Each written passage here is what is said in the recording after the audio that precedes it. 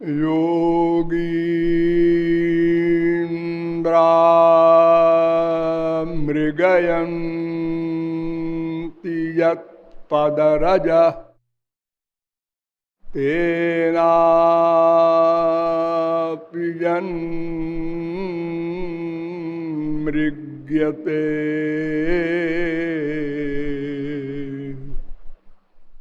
विश्वं येन विमोहितं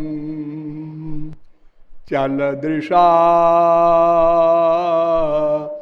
तस्यापि यन्मोहनम्।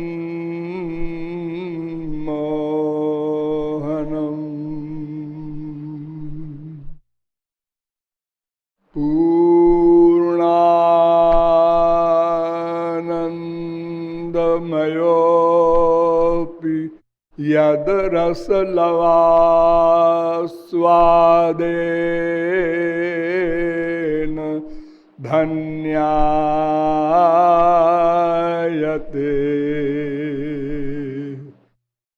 तद्धाम स्फुटचम्पकच्छविचिरं राधाभिधं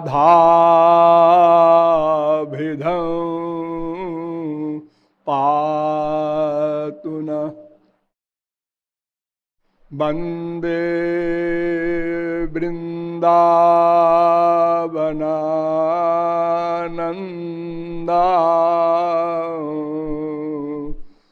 राधिका परमेश्वरी।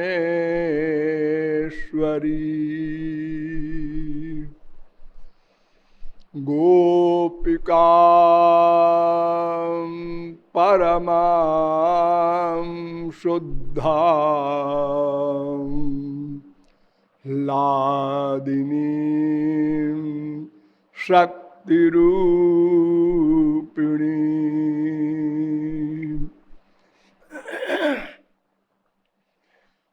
नमः कमलनाभाय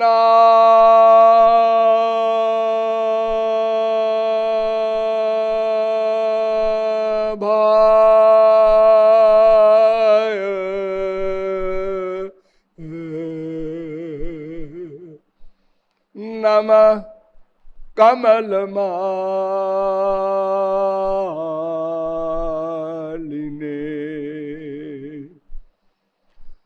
नमः कमलपादाय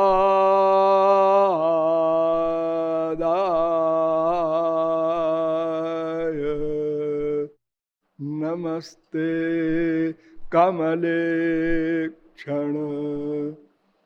यो ब्रह्मणं विदधाति पूर्वं यो वै वेदांश्च प्रणोति तस्मै तग्वं हा देवमात्मबुद्धि प्रकाशं मुमुक्षुर्वै शरणमहं प्रपद्ये। विश्व का प्रत्येक जीव पागल है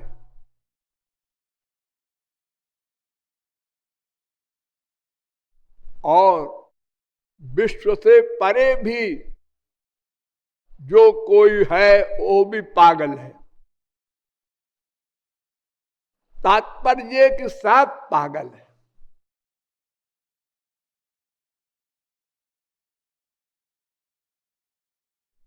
कैसे पागल है और क्यों पागल है और ये पागलपन कैसे जाएगा, इन सब बातों पर विचार करना है। क्यों? इसलिए कि हम मनुष्य हैं। ये मानव देह ही लगा देना, मानव देह ही एकमात्र ऐसा देह है जिसमें हम निश्चय कर सकते हैं और साधन कर सकते हैं और सिद्धि प्राप्त कर सकते हैं।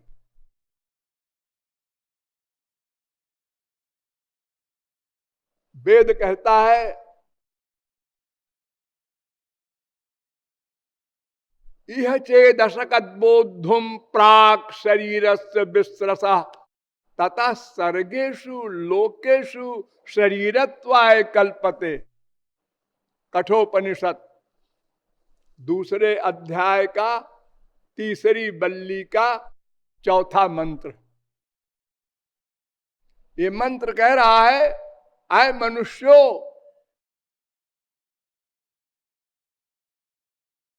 तुम तुरंत तत्काल जागो, उठो और समझो तुमको क्या पाना है और वो कैसे मिलेगा। तुम पागल हो लेकिन गलत पागल हो। तुमको सही पागल कैसे बनाया जाए ये तुमको समझना है। ये मनुष्य योनि वाला ही समझ सकता है। अगर न समझे तो सर्गेषु 84 लाख योनियों में कल्पों तक भटकना होगा।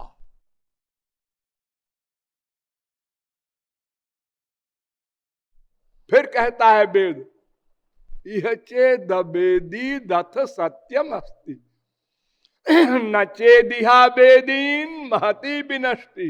इस मानव देह में अगर आपने अपना भविष्य बना लिया तो ठीक है, ठीक किया आपने, अन्यथा महती विनष्टि, बहुत बड़ा सर्वनाश होगा।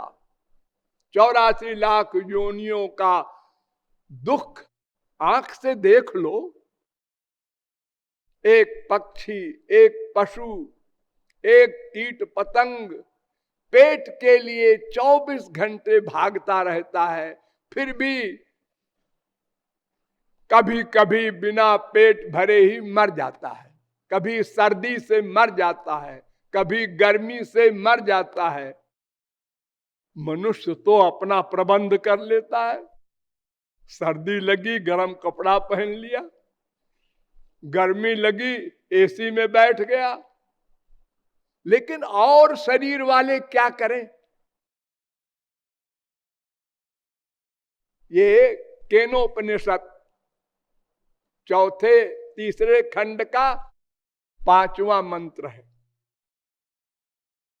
पुराणों में आइए, पुराणों का जो सिरमौर है भागवत, वो कहती है दुर्लभो मानुषो देहो देहिनाम क्षण भंगुरा तत्रापि दुर्लभम मन्ये वैकुंठ प्रिय दर्शनम। भागवत 11वें स्कंद के दूसरे अध्याय का 29वां श्लोक। वेद व्यास कह रहे हैं भागवत में, मानव देह दुर्लभ है, लेकिन एक बड़ी गड़बड़ी है इसमें। क्या? क्षणभंगुर है। संसार की और चीजों की तो लाइफ है, कोई भी चीज ले लो, ये कितने दिन तक रहेगा? 10 साल, 20 साल। लेकिन ये देह कितने दिन रहेगा? क्षणिक है, एक क्षण में समाप्त हो जाए। ये सब अनुभव हम लोगों को प्रत्यक्ष हो रहा है। एक व्यक्ति पैदा होते ही मर गया, एक 4 दिन का हो के मर गया, एक 10 दिन का, एक 10 साल का, एक 20 साल का। एक क्षणिक है। तो सबसे इंपॉर्टेंट देह होते हुए भी क्षणिक है, ये दोष है इसमें। तो एक तो यही बड़ी बात है कि मानव देह मिला, और अगर दूसरी बात और भी मिल जाए तो सोने में सुहागा हो जाए। वो क्या? वैकुंठ प्रिय दर्शनम। किसी वास्तविक महापुरुष का मिलन हो जाए, उनका दर्शन हो जाए, उनका संग हो जाए, हम उनको सरेंडर कर दें, ये दो बात दुर्लभ है। पहले तो मानव देह ही दुर्लभ है, क्योंकि 84 लाख योनियों में यही एक देह ऐसा है जिसमें हम साधना करके अपने लक्ष्य को प्राप्त कर सकते हैं। निर्देह माध्यम सुलभम सुदुर्लभम प्लवम सुकल्पम गुरु कर्णधारम। फिर वही भागवत कहती है, नारदानुभव, ये उसी श्लोक का अनुवाद है रामायण में।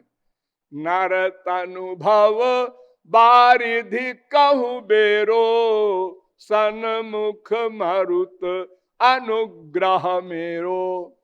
और कर्णधार सदगुरु दृढ़ नावा, दुर्लभ साज सुलभ करि पावा। और जो न तरे भव सागर, नर समाज यस पाई। सो कृत निंदक मंदमति, आत्म हन गति जाए।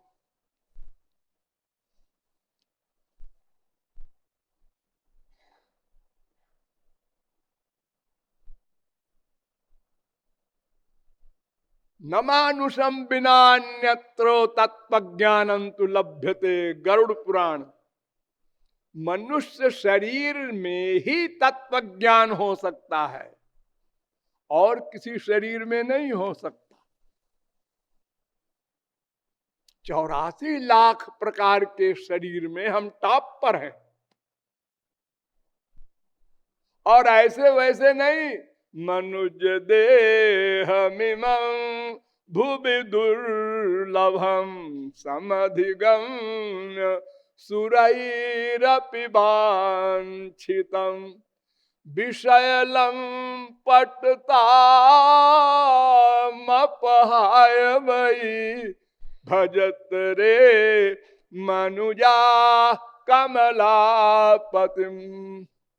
शंकराचार्य कह रहे हैं सुरैरपि वांछितम्। अरे देवता लोग चाहते हैं इस गंदे शरीर को। मनुष्य शरीर के समान गंदा और कोई शरीर शायद ही हो। रोम रोम से गंदगी निकलती रहती है, नौ छेद ऐसे ही हैं बड़े बड़े, और एक एक रोम के छेद से पसीना निकलता है।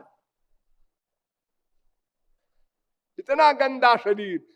और देवताओं के शरीर से ऐसी खुशबू आती है कि अगर आपको वो खुशबू मिल जाए तो आप बेहोश हो जाएं, उस आनंद को सह नहीं सकते। और वो हमारा देह चाहते हैं। आश्चर्य। वो इसलिए चाहते हैं कि पाट कीटते हो, ताते पाटंबर रुचिर, कृमि पाले सबको, परम अपावन प्राण सम। रेशम के कीड़े के विष्ठा से रेशम बनता है शहतूत के वृक्ष में, और वो रेशम इतना पवित्र माना जाता है कि बड़े बड़े वैदिक यज्ञों में उसको पहन लेते हैं, बस पवित्र है। विष्ठा से बनने वाला वस्त्र इतना पवित्र, इसलिए सब लोग बहुत परिश्रम करके प्राण के समान उस शहतूत के कीड़े को उसको पालते हैं कि रेशम बनेगा। तो भले ही ये शरीर बहुत गंदा है, लेकिन इसके द्वारा हम अपने लक्ष्य को प्राप्त कर लेंगे। इसलिए इसकी इंपॉर्टेंस है कि देवता लोग भी चाहते हैं। दुर्लभम मानुषम जन्म प्रार्थ्यते त्रिदशैरपि। देवता लोग भी भगवान से प्रार्थना करते हैं, महाराज ये देह हमें नहीं चाहिए, हमें बस मानव देह दे दीजिए एक बार, अब की बार केवल आपकी भक्ति करेंगे। नारद पुराण।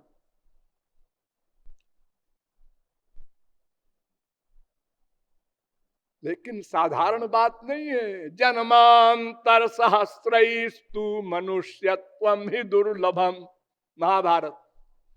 हजारों लाखों जन्मों में पहले आप घूमेंगे 84 लाख में, फिर कबहू करी करुणा नर देही देत ईश बिनु हेतु सनेही। भगवान दया करके फिर कभी दे देते हैं एक बार। हाँ, अब की गड़बड़ न करना।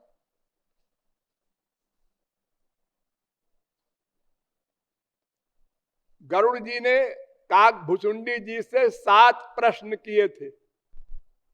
उसमें सबसे इंपॉर्टेंट प्रश्न, पहला प्रश्न, प्रथम ही कहु नाथ मति धीरा सब ते दुर्लभ कवन शरीरा। सबसे दुर्लभ कौन शरीर है 84 लाख में? जिन देवताओं की भक्ति करते हैं मनुष्य लोग, यज्ञ में हवन करते हैं, आहुति डालते हैं, इंद्राय नमः स्वाहा, वरुणाय नमः स्वाहा, वे देवता लोग मानव देह चाहते हैं।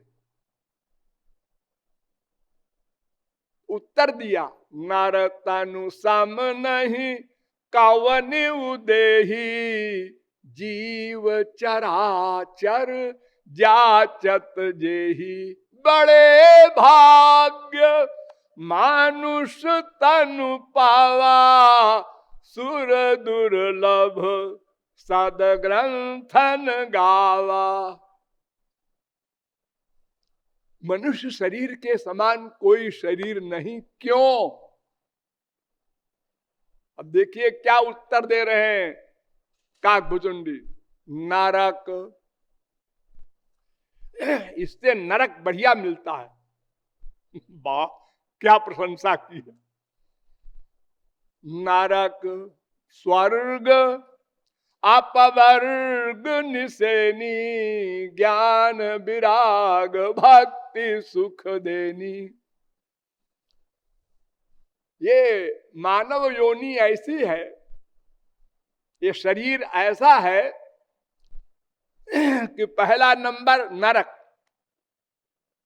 क्यों?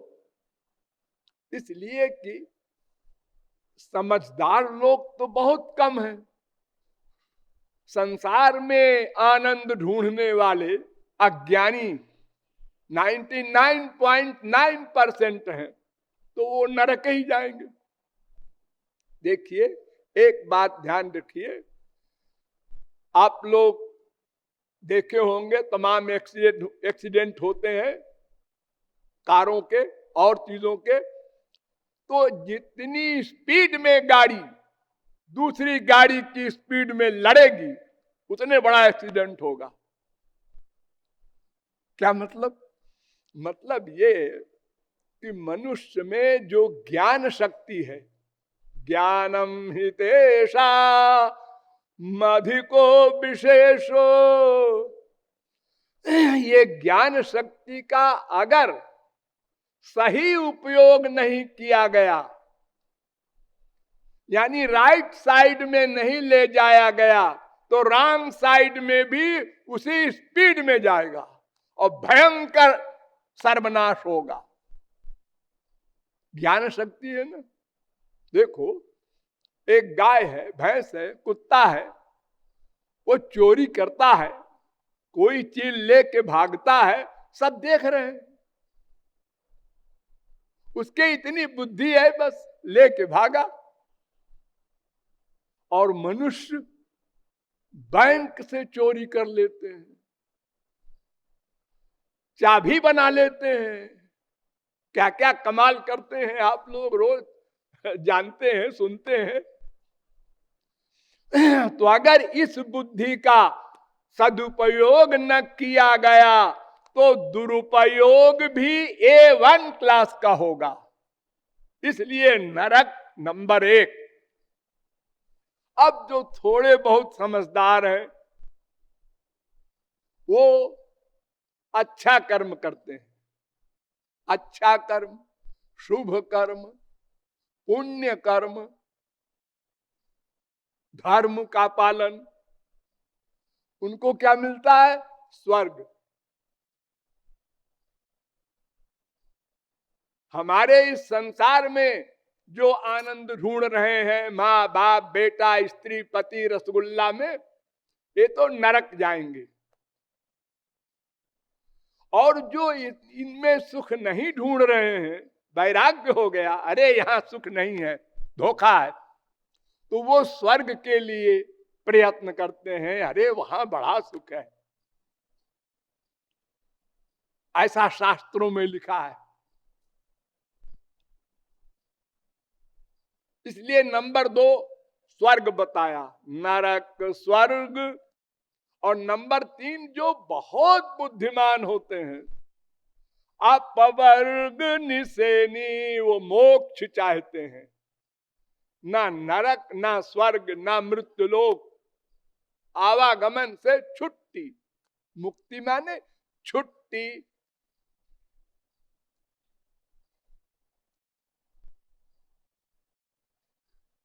नरक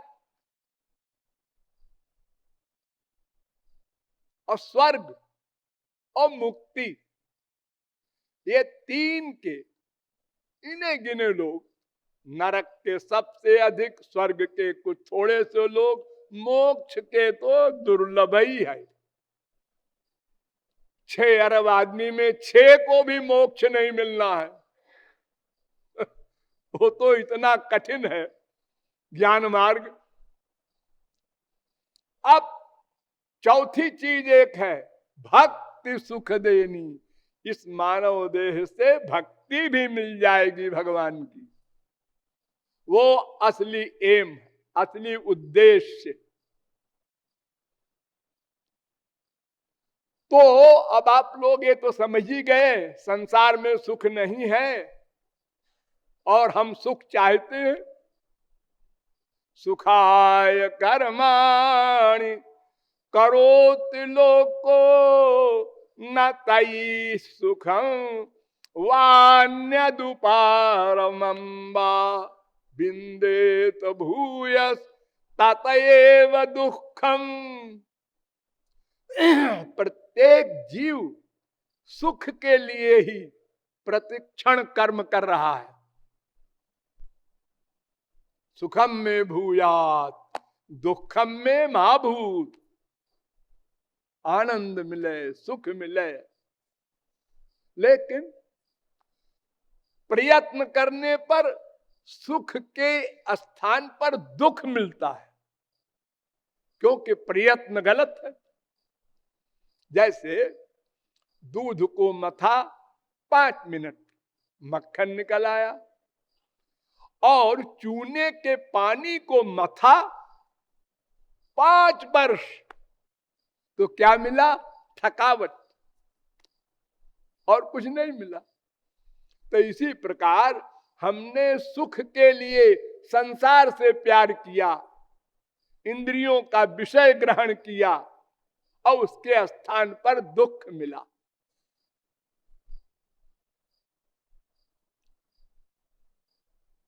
तीसरे स्कंद के 5वें अध्याय का 2 श्लोक। तो प्रत्येक जीव केवल सुख के लिए ही कर्म करता है, कर्म करना पड़ेगा, कोई हो। जितने वाद विवाद चल रहे हैं हमारे विश्व में, सबका एक सिद्धांत, सुख मिले।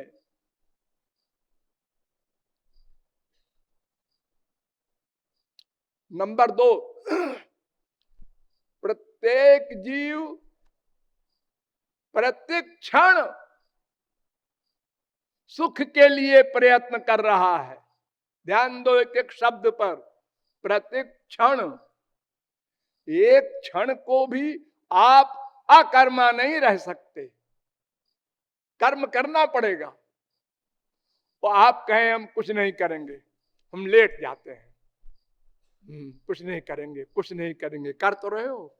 ये जो सोच रहे हो ना, ये वर्क है, मेंटल वर्क करना पड़ेगा। नहीं कश्चित क्षणम अपि जातु तिष्ठत्य कर्म कृत, गीता 3 अध्याय का 5वां श्लोक। एक क्षण को कोई अकर्मा नहीं रह सकता। तो इसका अभिप्राय ये कि हम प्रत्येक क्षण केवल सुख के लिए ही कर्म करते हैं। नंबर 3, हम अनादि हैं।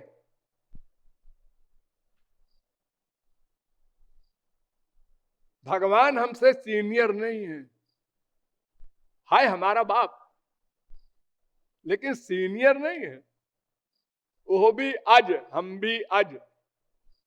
द्वावजा विशनीषा। तो हम अनादिकाल से, एक एक शब्द पर ध्यान दो, अनादिकाल से माने सदा से, प्रत्येक क्षण एकमात्र सुख के लिए ही कर्म कर रहे हैं। किंतु सुख का लवलेश भी नहीं मिला। लवलेश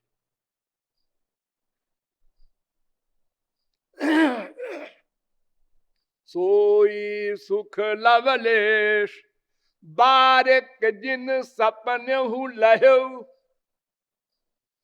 सनकादिक परमहंस कह रहे हैं कि अगर कोई भक्ति सुख का लवलेश भी एक बार भी स्वप्न में भी पाले, तो ते नहीं गण ही खगेश, ब्रह्म सुख ही सज्जन सुमति। वो ब्रह्मानंद को छोड़ देगा, जगदानंद की कौन कहे। इसका मतलब ये, अनादिकाल से अब तक प्रतिक्षण निरंतर प्रयत्न करने पर भी हमको सुख का लवलेश भी नहीं प्राप्त हो सका। कितना बड़ा आश्चर्य है।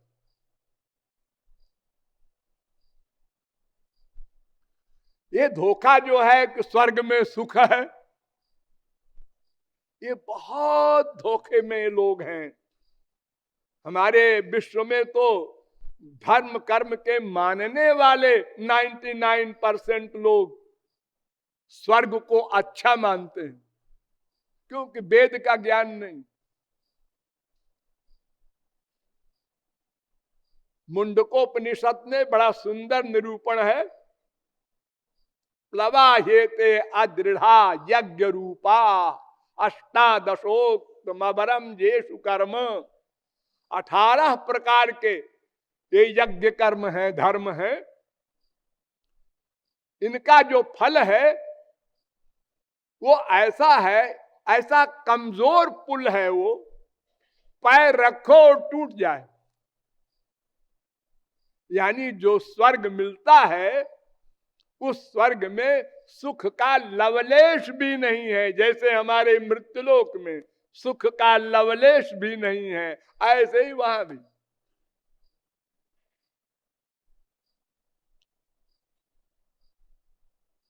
पहले मुंडक का, दूसरे खंड का 7वां मंत्र है। अविद्याया मंत्रे वर्तमाना स्वयं धीरा पंडितम मन्यमाना जंघन्यमाना पर्यंत मूढ़ा अंधे नैव नियमाना यथा अंधा। फिर कहता है मुंडकोपनिषद पहले अध्याय के दूसरे, पहले मुंडक के दूसरे खंड का 8वां मंत्र। जैसे कोई अंधा हो और अंधा उसके हाथ को पकड़े, दोनों अंधे, तो उसका परिणाम गर्त में गिरना। उसी प्रकार यज्ञादिक कर्मकांड के द्वारा, पुण्य के द्वारा, शुभ कर्म के द्वारा स्वर्ग को प्राप्त करने वाले अंधकार में जाते हैं, उनका पतन हो जाता है। फिर कहता है मुंडकोपनिषद इष्टापूर्तम मन्यमाना वरिष्ठम नान्य श्रेयो वेदयन्ते प्रमूढ़ा नाकस्य पृष्ठे ते सुकृते नुहूत्वे मम लोकम हीनतरम विशन्ति। पहले मुंडक के दूसरे खंड का 10वां मंत्र। ये श्रुति स्मृति में जो शुभ कर्म कहे गए हैं यज्ञादिक, इनके करने वाले घोर मूर्ख है, प्रमूढ़ा, और वे कुछ दिन स्वर्ग में रहते हैं। हमेशा को स्वर्ग किसी को नहीं मिल सकता। जितना जिसका पुण्य है 100 वर्ष, 1000 वर्ष, लाख वर्ष धर लो, उसके बाद हीन तरम्बा विशंति, फिर ये मानव देह भी छिन गया, कुकर शूकर कीट पतंग योनियों में पटक दिया जाएगा। पुण्य न पुण्य लोकम नयति पापे न पापम उभाभ्यामेव मनुष्य लोकम। प्रश्नोपनिषद। पुण्य से स्वर्ग मिलेगा, पाप से नरक मिलेगा, दोनों डेंजरस। और पुण्य पाप मिक्सचर होगा, ये हमारा मृत्यु लोक मिलेगा। इसका तो अनुभव हमको हो ही रहा है। यानी पुण्य भी डेंजरस, पाप भी, और पुण्य पाप मिक्सचर वो भी। सत्वगुण पुण्य, रजोगुण मिक्सचर, और तमोगुण ये पाप।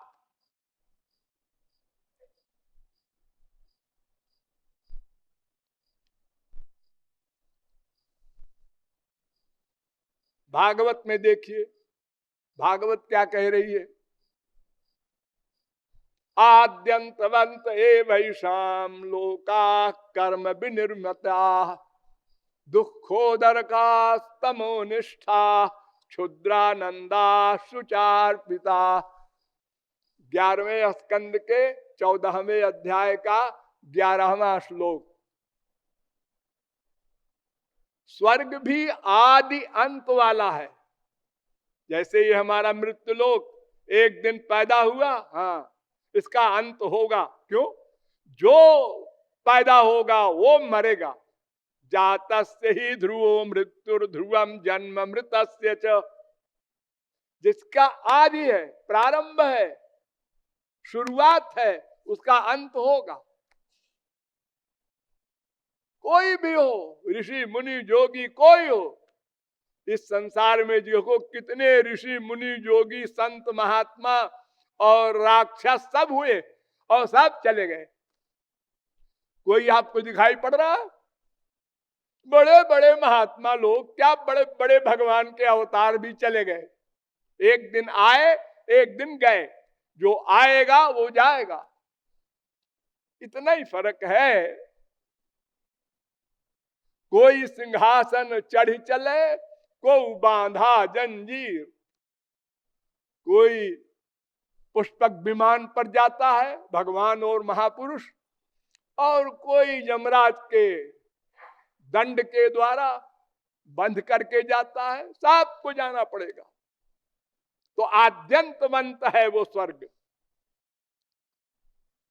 और दुखोदर का, उसके परिणाम में दुख है, जैसे हमारे संसार में परिणाम में दुख है। और तमोनिष्ठा, वहां भी अज्ञान है।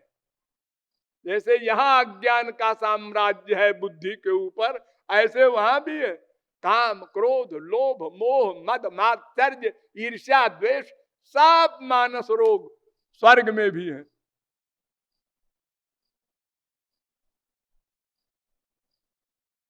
सब बीमारियां जो हमारे मृत्युलोक में है वो सब स्वर्ग में भी है। इसलिए स्वर्ग की बात सोचना भी अपराध है, अज्ञान है।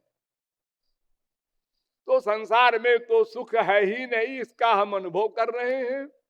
और स्वर्ग में सुख नहीं है, इसको वेद भी कह रहा है, भागवत भी कह रही है, गीता भी कह रही है। तेतम भुक्त्वा स्वर्गलोकम विशालम क्षीणे पुण्ये मर्त्यलोकम विशंत। 9वें अध्याय का 21वां श्लोक। पुण्य क्षीण हो गया, बस मृत्युलोक में आ गए।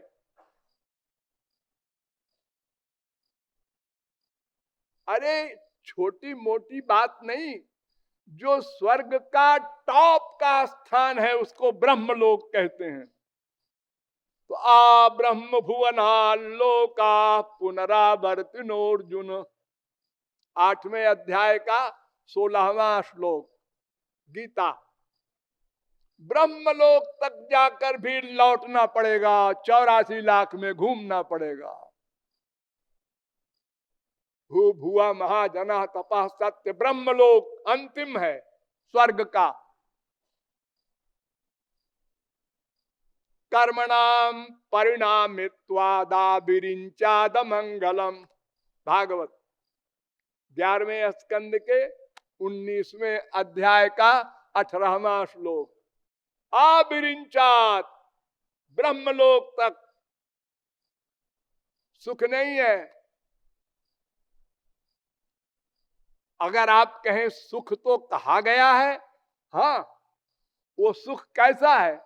जैसे आप देखते हैं ना, एक भिखारी भीख मांग रहा है, हाँ, वो दुखी है, हाँ, और जिससे भीख मांग रहा है वो सुखी होगा, ये भिखारी सोच रहा है। लेकिन जब भिखारी की लॉटरी खुल गई और वो भीख देने वाले की स्टेज पर पहुंच गया, तो कहता आज ही धोखा था, यहां तो और मुसीबत है। इसी प्रकार एक से एक आगे हमारे संसार में करोड़पति है, अरबपति है, इसके एक गाड़ी है, इसके 10 गाड़ी है, इसके 1 कोठी है, इसके 20 कोठी है। ये जो अंतर दिखता है तो नीचे वाला समझता है ऊपर सुख है, और जो ऊपर जाता है तो कहता है अरे नीचे अच्छे थे, यहां तो और मुसीबत है, बिना नींद की गोली खाए सो नहीं सकते। ये क्या अमीर बनना हुआ, ये तो मुसीबत हो गई, कहीं अकेले जा नहीं सकते। जितने अरबपति खरबपति हैं, अरे आजकल तो एमएलए तक की मुसीबत है, उसके पीछे एक आदमी गन लिए चलता है और बाकी लोग हंसते हैं देखने वाले। अरे देखो तो क्या बेचारे की, इसकी भी कोई जिंदगी है? ये प्राइम मिनिस्टर है, प्रेसिडेंट है, ये चीफ मिनिस्टर है, चारों ओर इसके घेरे हुए हैं लोग, और फिर भी डरता है कि इसी में से कोई ना मार दे। इंदिरा गांधी को मार दिया, राजीव गांधी को मार दिया, तो लोग इतना डरते हैं। तो संसार में सुख नहीं है, जैसे हमको यहां अनुभव में आ रहा है, ऐसे ही निश्चय कर लीजिए स्वर्ग में भी इसी प्रकार का दुख है, अशांति है, ब्रह्मलोक तक। स्वर्गहु स्वल्प अंत दुखदाई।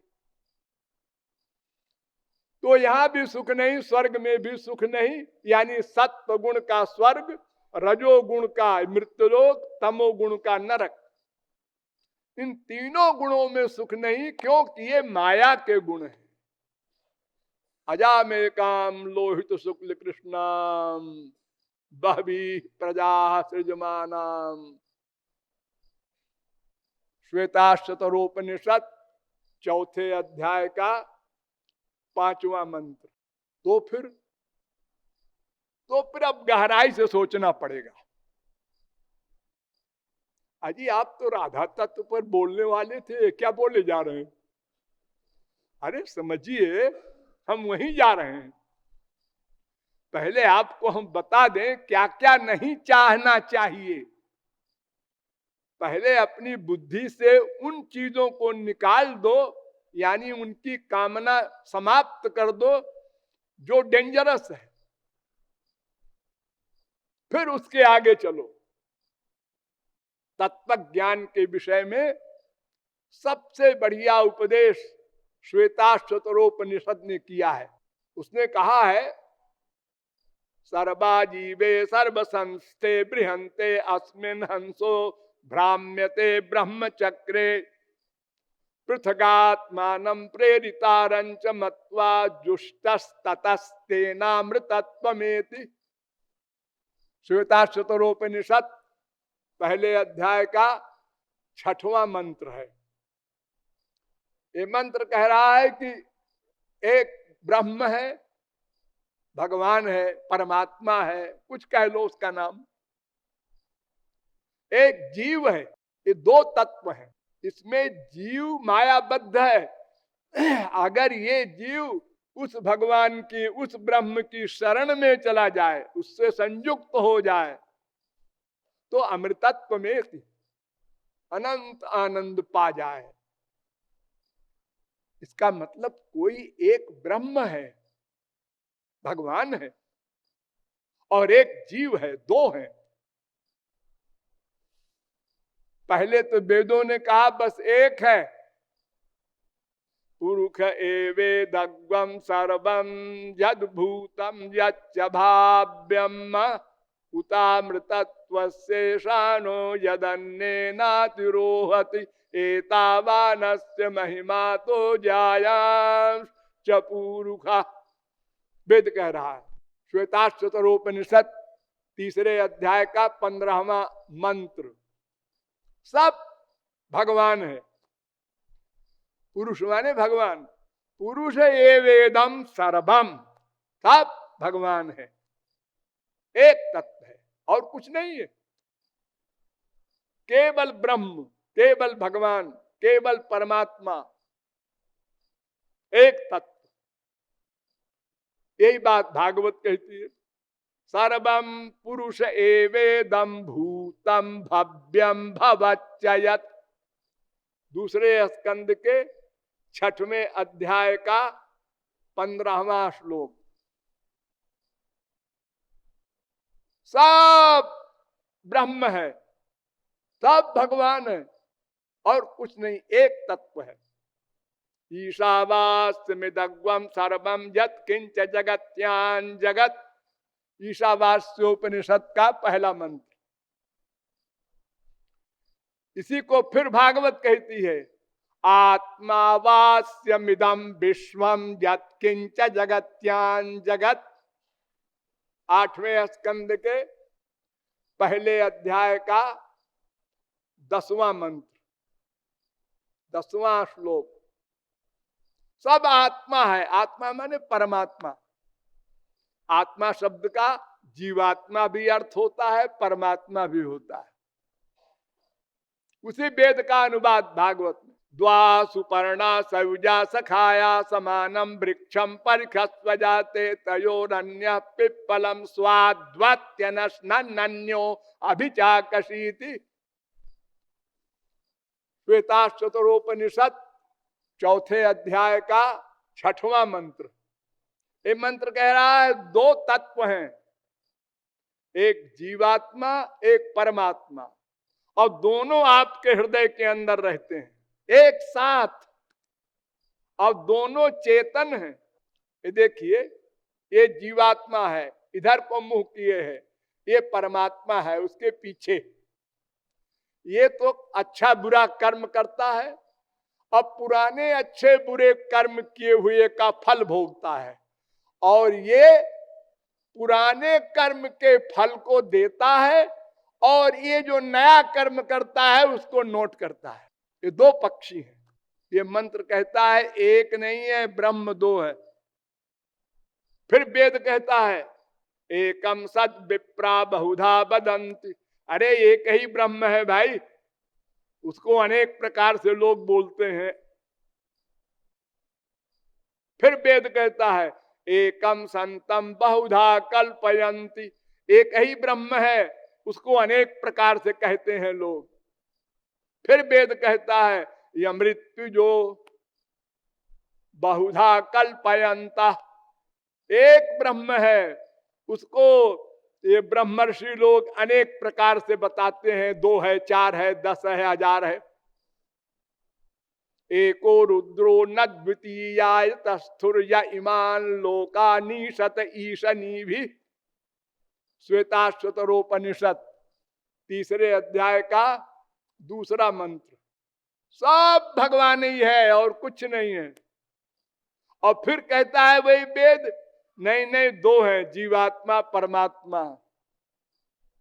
अणोरणीयान महतो महीयान आत्मा गुहायाम निहितोश्च जंतो तमक्रतु पश्यति बीत शोको जहातेना धातु प्रसादान महिमानमीशम, श्वेताश्वतरोपनिषद 3 अध्याय का 20वां मंत्र।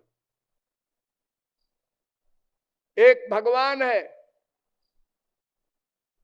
वो अणु से भी अणु है, वो महान से भी महान है, सबसे छोटे से छोटा है, क्योंकि सबसे छोटे में व्याप्त होना है उसको, और सबसे बड़े से बड़ा है, क्योंकि सब ब्रह्मांडों को भगवान में ही लीन होना होता है, तो सबसे बड़ा भी है।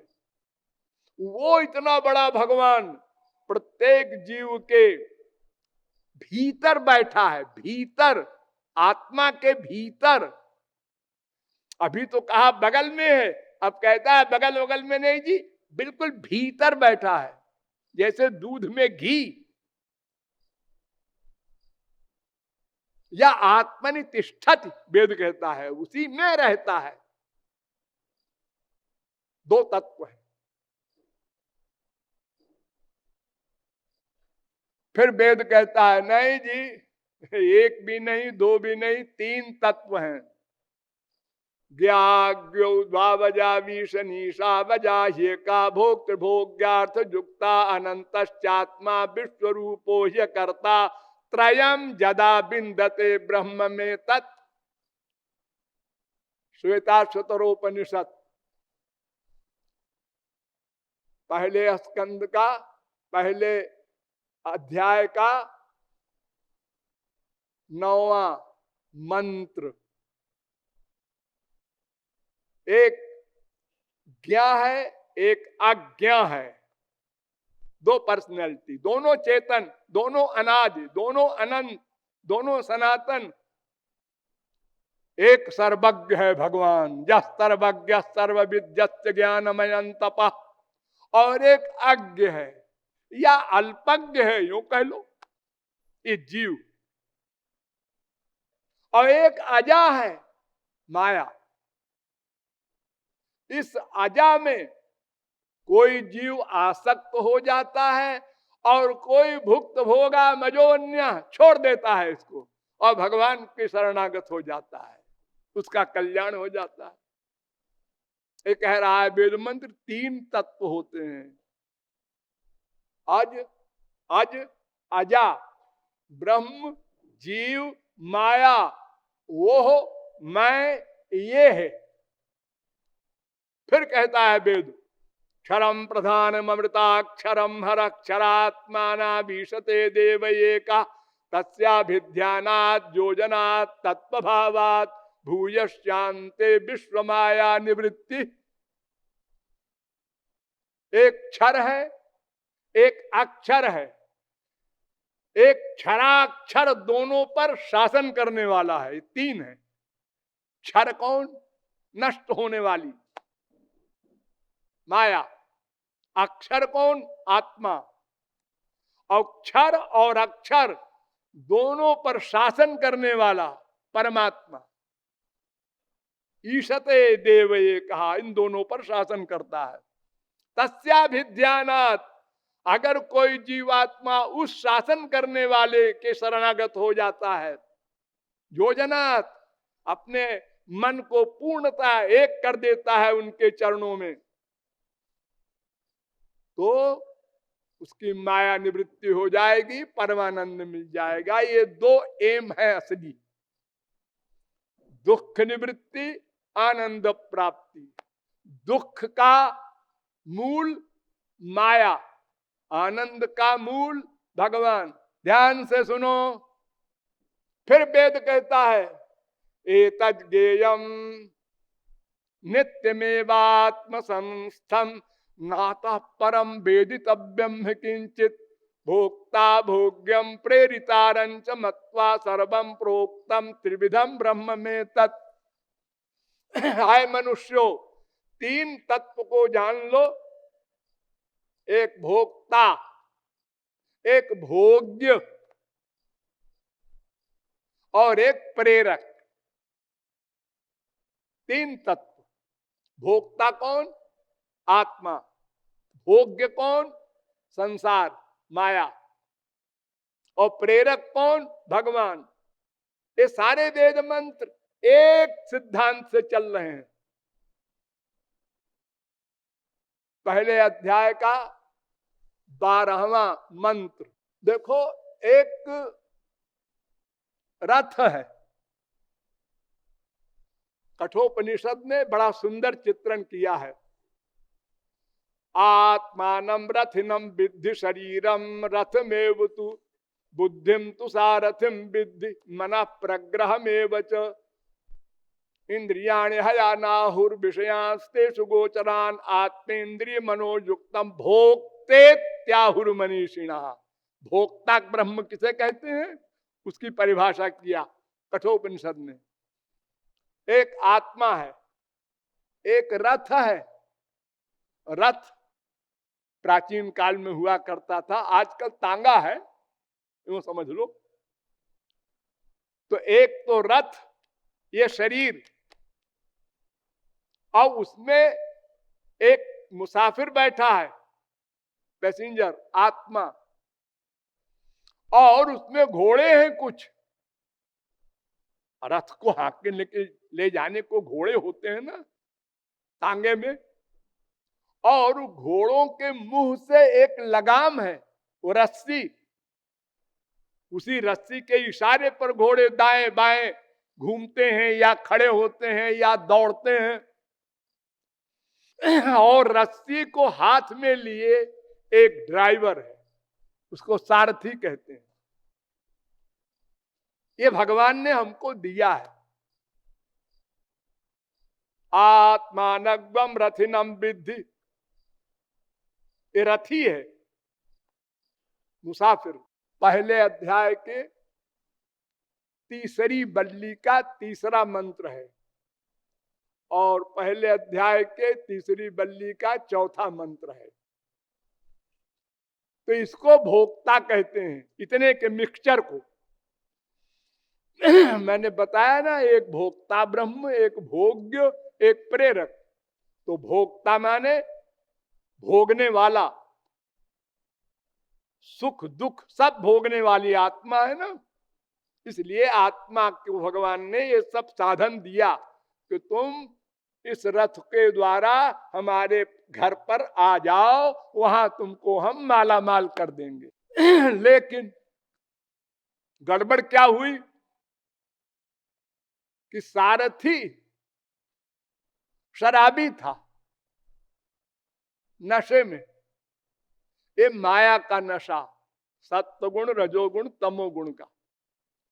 कभी सत्वगुण, कभी रजोगुण, कभी तमोगुण, ये सारथी पर हावी होता रहा। इसलिए उसको पता ही नहीं कहां जाना है। वो परेशान है कि चलना तो है, क्योंकि वो रथ रुक नहीं सकता। मैंने बताया ना, प्रतिक्षण कर्म करना पड़ेगा, कभी दाहिने कभी बाएं। और पूछता है लोगों से, क्यों भाई हे प्रेम नगर कहाँ है? तो लोगों ने कहा इधर चले जाओ सीधे। चले गए बहुत दूर, फिर पूछा प्रेम नगर किधर है भाई? अरे तो आप इधर क्यों आ गए? इधर चलिए, इधर है। बस यही किया हमने। मेरी माँ खराब है और की माँ अच्छी होगी, मेरी बीबी खराब है और की बीबियां अच्छी होंगी, मेरा बाप खराब है और के बाप अच्छे होंगे, मेरा बेटा खराब है और के बेटे।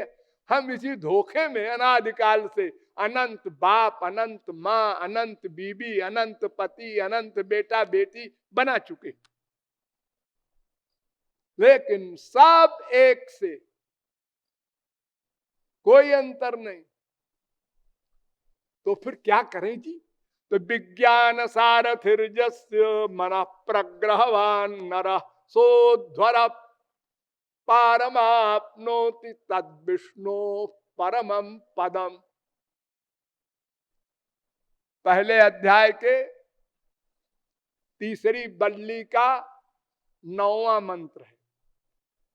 अगर किसी महापुरुष के द्वारा इस बुद्धि को पता चल जाए कहाँ है घर, प्रेम नगर, रामनगर, श्याम नगर, और मान लो यानी हर एक से पूछता फिर रहा है कहाँ है, लेकिन जो नहीं जानते वो गलत बता रहे हैं।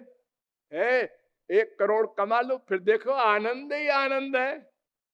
इस प्रकार हम धोखे में पड़ते गए।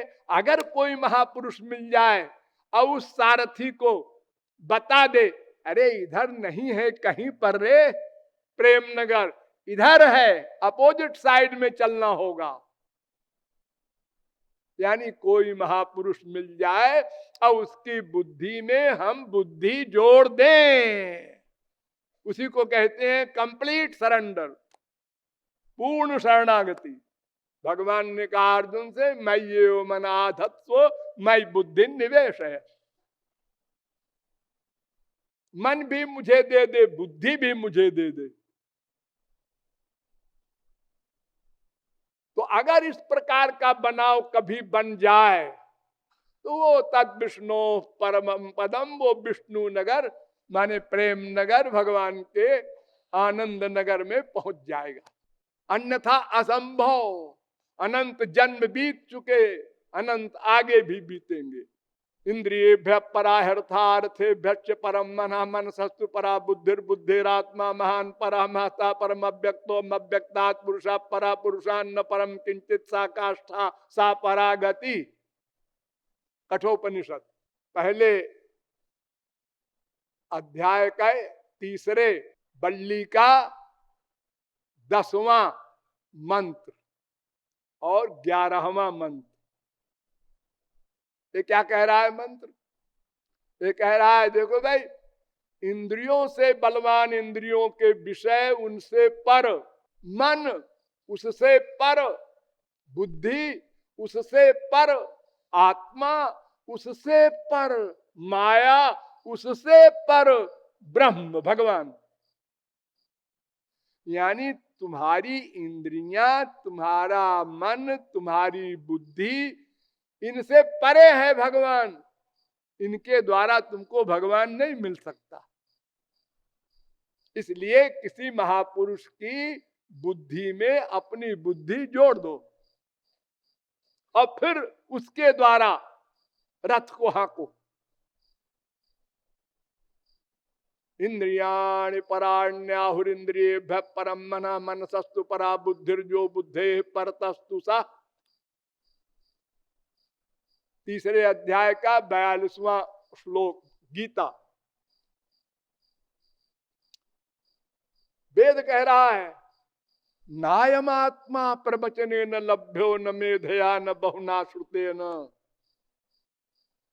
ये ब्रह्म को जानना है, भगवान को जानना है, उनको पाना है, ये तो ठीक है, लेकिन ये तुम्हारे जानने का जो मैटर है, जिससे जानना है, वो माइक है, प्राकृत है, मटेरियल है, और भगवान स्पिरिचुअल है।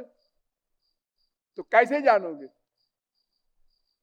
बुद्धि से परे क्यों है भगवान? इसलिए कि हमारी बुद्धि पंच महाभूत के माया की बनी हुई है।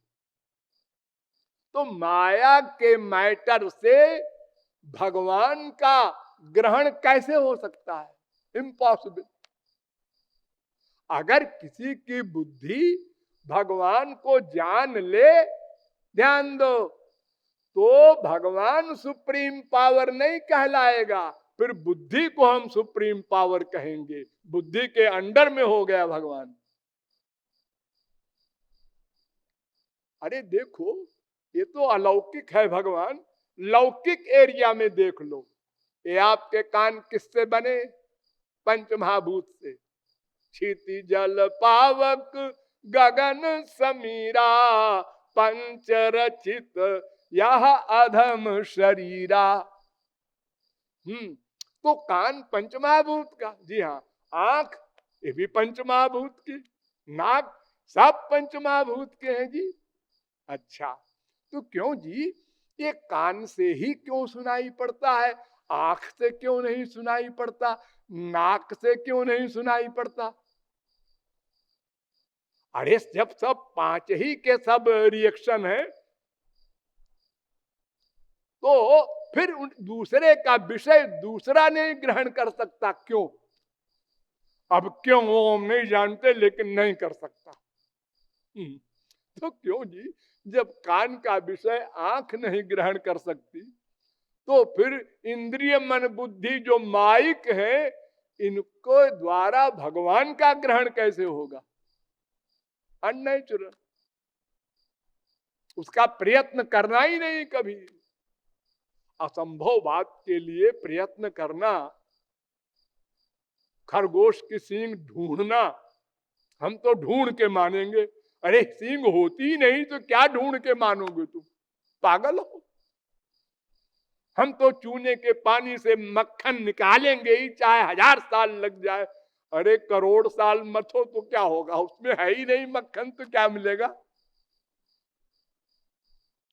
तो ब्रह्म को जानना है, ये तो ठीक है।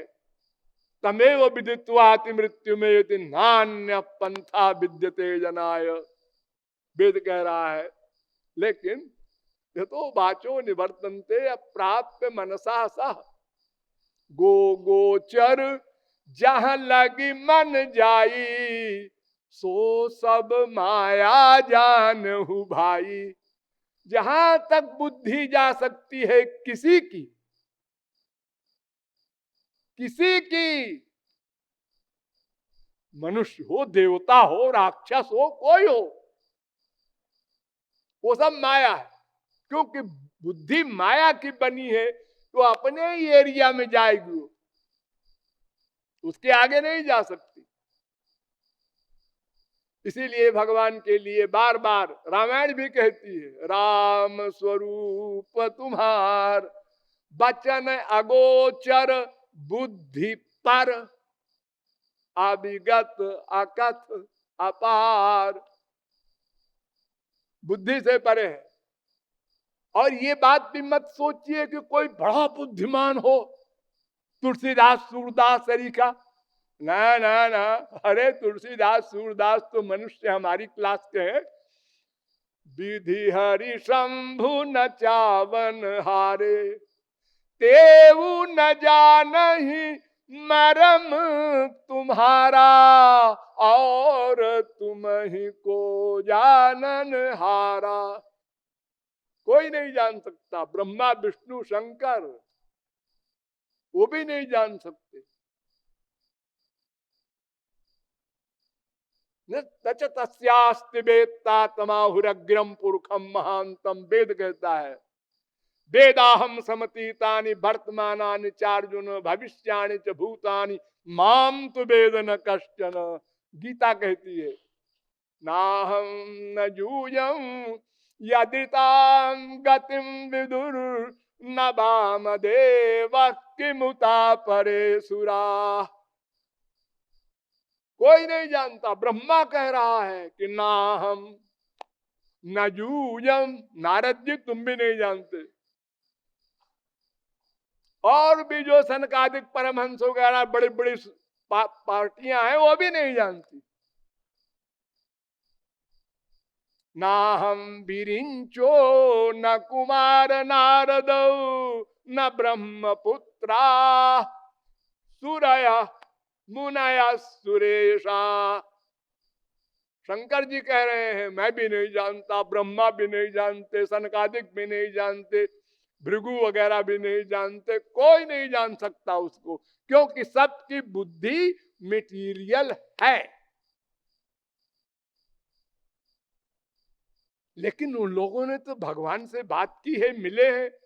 हाँ, अरे गधा भी मिल सकता है, वो अलग उसका पॉइंट है। देखो, कोई पानी पी ले तो मरेगा क्या? नहीं तो। अमर होगा क्या? नहीं तो। अरे पानी से प्यास बुझ जाती है बस। हाँ, लेकिन अगर पानी में पॉइजन मिल जाए तो मर जाएगा, अगर पानी में अमृत मिला दो तो अमर हो जाएगा। हाँ, ऐसे ही अगर हमारी बुद्धि में भगवान की बुद्धि आ जाए, किसी प्रकार से आ जाए, तब हम भगवान को जान लेंगे। हमारी आंख में भगवान की आंख प्लस हो जाए तो हम भगवान को देख लेंगे। ये कैसे होगा? अब जो भी उसका उपाय है वो करो तो ऐसा हो जाएगा। तुलसीदास, सूरदास वगैरह ने वो उपाय किया तो उन्होंने भगवान को प्रत्यक्ष देखा, बात की। जैसे हम अपने माँ बाप, बेटा बाप से, पति से बात करते हैं, ऐसे ऐसे व्यवहार किया, लेकिन अपनी इंद्रिय मन बुद्धि के बल से नहीं। वो भगवान की कृपा से, भगवान की इंद्रियां, भगवान का मन, भगवान की बुद्धि जब हमको मिल जाती है, तब हम भगवान को जान लेते हैं, देख लेते हैं।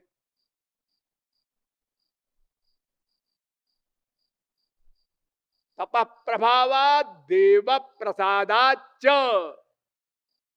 श्वेता शतरोपनिषद 6वें अध्याय का 21वां मंत्र।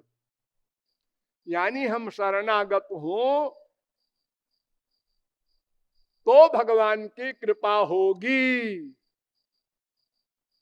दैवी हेषा गुणमयी मम माया दुरत्यया मामे वजे प्रपद्यन्ते माया में ताम तरंति ते। जो मेरी शरण में आएगा, एव लिखा है, एव माने केवल मेरी शरण में जो आएगा, और किसी की शरण में जाए, देवता की ना, मनुष्य की ना, राक्षस की ना, सत्व गुण से भी नहीं जाएगा, रजोगुण से भी नहीं मिलेगा वो, तमोगुण से भी नहीं मिलेगा वो। जानति देव व्रता देवान पितरीन जानति पितृव्रता। गीता। जो देवताओं की शरणागति करेगा वो स्वर्ग जाएगा। जो जिसके शरण होगा, जिससे प्यार करेगा, मरने के बाद उसी को प्राप्त होगा। बस एक फार्मूला याद कर लीजिए आप लोग। हम माँ से प्यार करेंगे, खूब करेंगे, खूब करेंगे 100%। तो ठीक है, अगर माँ आपकी खराब कर्म के अनुसार सूकरी बनेगी तो तुम सूकरी के बच्चे बनोगे, नोट कर लो। जिससे प्यार करोगे उसी की प्राप्ति होगी मरने के बाद। ये बार बार भगवान ने गीता में कहा है कि मत भक्ता जानति मामपि। जो मुझसे प्यार करेगा वो मुझको प्राप्त करेगा। जो देवताओं से करेगा अथवा किसी भूत से, किसी प्राणी से प्यार करेगा, भूतानि जानति भूतेज्या, तो भगवान को जानना, देखना, ये सब संभव है। ऐसा नहीं है कि हमारी इंद्रिय मन बुद्धि माइक है तो हम भगवान को कभी नहीं जान सकते। ना ना, वेदाहम एतम पुरुषम महांतम आदित्य वर्णम तमस परस्तात। अनंत जीवों ने जाना है, देखा है, प्राप्त किया है, माया से उत्तीर्ण हुए हैं, तो हम भी हो सकते हैं। वो तुलसी सूर मीरा कबीर जो माया से उत्तीर्ण हुए, वो तो हमसे भी बहुत गए गुजरे थे।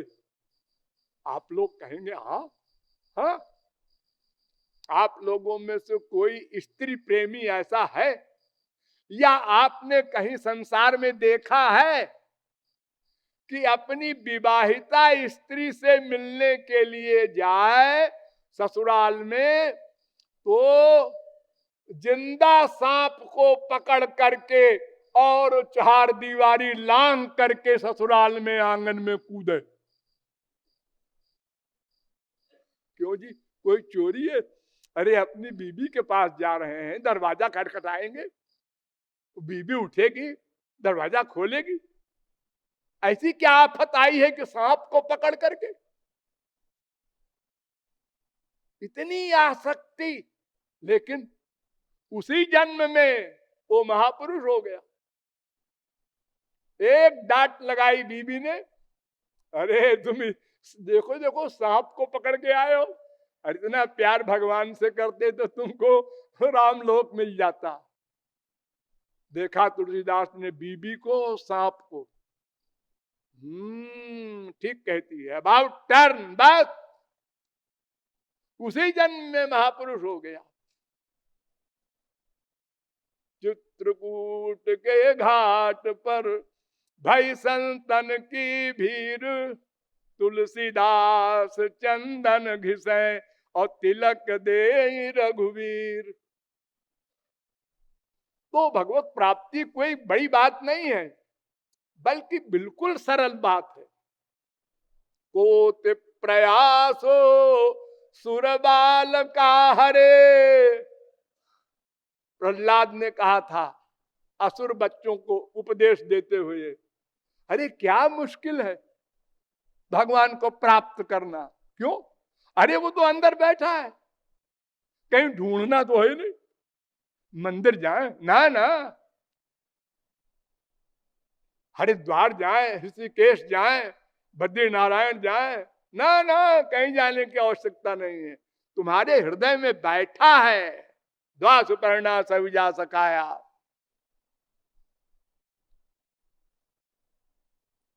कहू भक्ति पथ कवन प्रयासा, योग न जप तप मख उपवासा। कुछ भी तो नहीं है, प्यार करना है। और प्यार करना सब जानते हैं। ऐसा कोई प्राणी नहीं जो प्यार करना न जानता हो।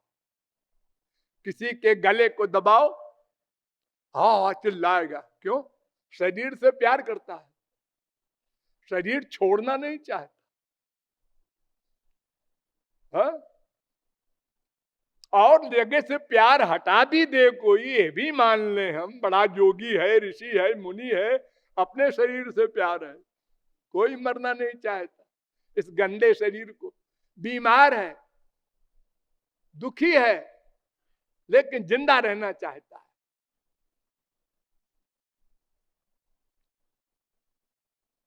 कितने दुख भोग रहे हैं हम लोग। संत लोग सोचते होंगे कि कैसे जिंदा है, दिन रात टेंशन, बाप ऐसा माँ ऐसी। सवेरे बाप ठीक था, दोपहर को बिगड़ गया। सवेरे माँ ठीक थी, शाम को डांट लगा रही है, क्या मुसीबत है। सवेरे तो बीबी का मूड ठीक था, अभी मूड ऑफ हो गया। हर एक का मूड ऑफ हो रहा है। एक घर में 10 आदमी है, किस किस को संभाले बेचारा, परेशान है। वो कहता है भगवान का स्मरण करे कैसे, ये लोग तो हमको स्मरण करने नहीं देते। गृह कारज नाना जंजाला, सोई अति दुर्गम शैल विशाला। तो भगवान को प्राप्त करना बहुत सरल है, और उनसे परे कोई तत्व नहीं है। श्री कृष्ण ही अंतिम तत्व है।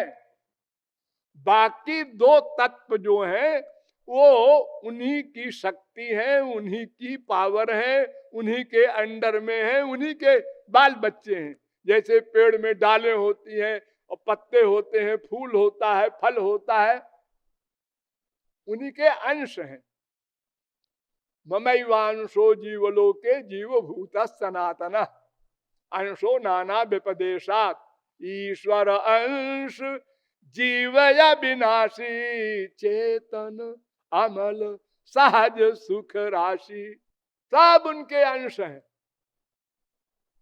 इसीलिए हम उनको एक भी कहते हैं। जो वेद मंत्र कहता है एक तत्व है, ठीक है, और जीव माया ये तो उन्हीं की शक्ति है। शक्ति शक्तिमान से अलग नहीं हो सकती।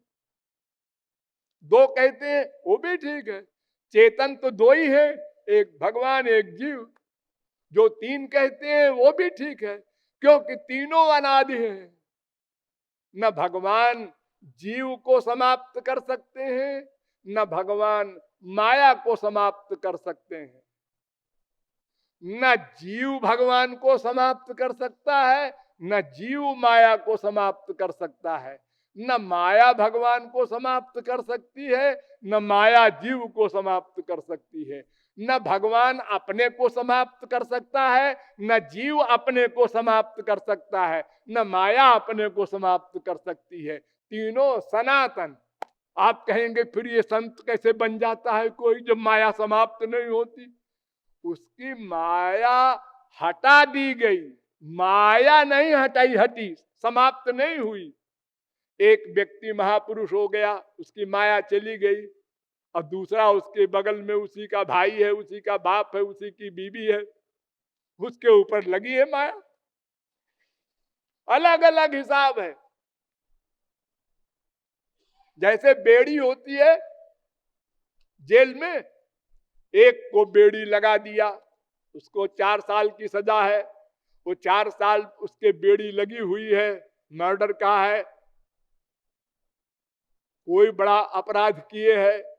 अब समय पूरा हो गया तो उसकी बेड़ी हटा दी गई, उसकी चाबी खोल देते हैं, हटा दी गई, वो बेड़ी दूसरे को।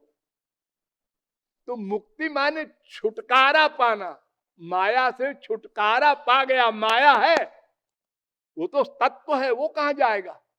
और जीवों पर है। वरना तो अगर तुलसीदास की माया चली गई या शंकराचार्य की चली गई तो फिर सबकी चली जाए। अगर माया को मार दे कोई तो छुट्टी मिले हम लोगों को। अगर ऐसा होता तो भगवान ही माया को मार देते, छुट्टी मिल जाती, सब जीवों को आनंदमय हो जाते। ऐसा नहीं हो सकता। तो माया से छुटकारा मिल जाता है, उसी को मोक्ष कहते हैं। तो श्री कृष्ण ही परम तत्व है। भागवत के एंड में कहा गया, बड़ा सुंदर निरूपण किया, निम्नगायाम यथा गंगा। जितनी नदियां हैं विश्व में सबसे टॉप पर शुद्ध नदी है गंगा। और देवानाम अच्युतो यथा, जितनी पावर्स हैं स्पिरिचुअल उनमें श्री कृष्ण सर्वोच्च हैं। और वैष्णवानाम यथा शंभु, जितने भक्त हैं संत हुए हैं उनमें शंकर जी टॉप पर हैं। तो पुराणा नामिदं तथा, जितने पुराण हैं उनमें भागवत टॉप पर है। तो 12वें स्कंद के 13वें अध्याय का 16वां श्लोक, यानी श्री कृष्ण ही पर तत्व है। परादपि पराश्चासौ तस्मान्नास्ति परात् परा, महाभारत। पर से भी परे हैं, उनसे परे कुछ नहीं है। गीता कहती है मत्तः परतरम किंचित नान्यदस्ति धनंजय। 7वें अध्याय का 7वां श्लोक, मुझसे परे कुछ नहीं है अर्जुन। मई सर्वमिदं प्रोतम सूत्रे मणिगणाइव। सब मुझ में है, मुझसे परे कुछ नहीं। न परम पुंडरी काक्षात, वेद व्यास कह रहे हैं पुंडरी काक्ष श्री कृष्ण से परे और कुछ नहीं है, अंतिम वही है। बदंति तत्व विदस तत्वम यज्ञान मद्वयम ब्रह्मेति परमात्मेति भगवानिति शब्दते। विस्तार में मत जाइए, इतना समझ लीजिए कि श्री कृष्ण से परे कुछ भी नहीं है।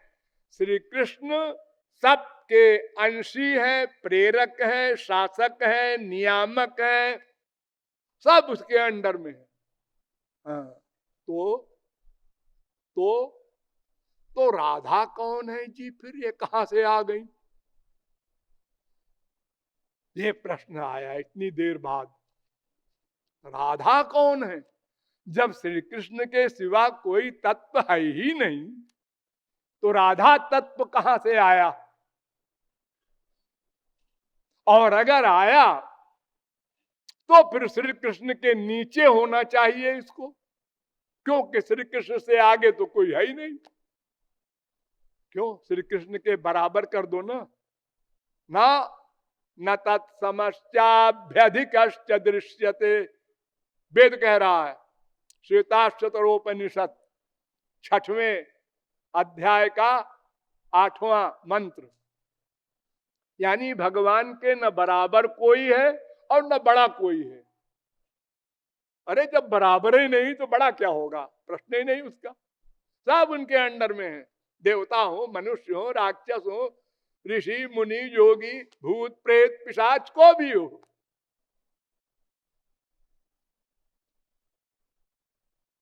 वेद कह रहा है न त्वत्समोस्त्यभ्यधिक कुतोन्य। गीता भी यही कह रही है, 11वें अध्याय का 43वां श्लोक। न सम आपके बराबर है कोई, न अधिक है। तो फिर राधा कौन? यानी उनके बराबर भी कोई नहीं, तो बराबर भी नहीं कर सकते, तो उनसे नीचे होंगी ना। वेद कहता है ब्रह्मवादिनो वदन्ति कस्माद राधिका उपासते। ब्रह्मर्षियों ने पूछा वेद से कि ये राधा की उपासना क्यों करते हैं वेद लोग, वेद की ऋचाएं। कस्माद राधिका उपासते प्रश्न, तो उत्तर दिया वेद ने, यस्या रेणुम पादयोर विश्वभर्ता यस्या अंके विलुंठन कृष्ण देवो गोलोकम नैव सस्मार ताम राधाम शक्तिधात्रीम नमामः। राधोपनिषद। उन राधा के चरण की रज को श्री कृष्ण अपने सिर पर धारण करते हैं, उनकी गोद में लेट करके अपने गोलोक को भूल जाते हैं, वो राधा है। तो छोटी है राधा ये कैसे कहोगे? तो बड़ी हो गई जब उनकी चरण धूली चाहते हैं श्री कृष्ण। वेद कह रहा है। और अगर ये न मानो तो चलो बराबर तो मान लो। वेद कह रहा है राधा कृष्ण योरेकासनम एकम मनः एका बुद्धि एकम ज्ञानम एक आत्मा एकम पदम एका आकृति अतो द्वयोर न भेदा काल माया गुणाती तत्वात्। राधोपनिषद। यानी राधा कृष्ण का देखो, उनका आश्रय एक, मन एक, बुद्धि एक, ज्ञान एक, आत्मा एक। अरे जो सब एक है तो ये दूसरा शब्द ही प्रयोग करना गलत है। ये लीला में तो सब उल्टा पुल्टा हो रहा है। जैसे दो व्यक्ति में होता है, उसका मन सोच रहा है कुछ, इसका मन सोच रहा है कुछ, ये राधा जी मान कर रही हैं, ठाकुर जी मना रहे हैं। अरे जब एक ही है तो क्या मान करना, क्या मनाना।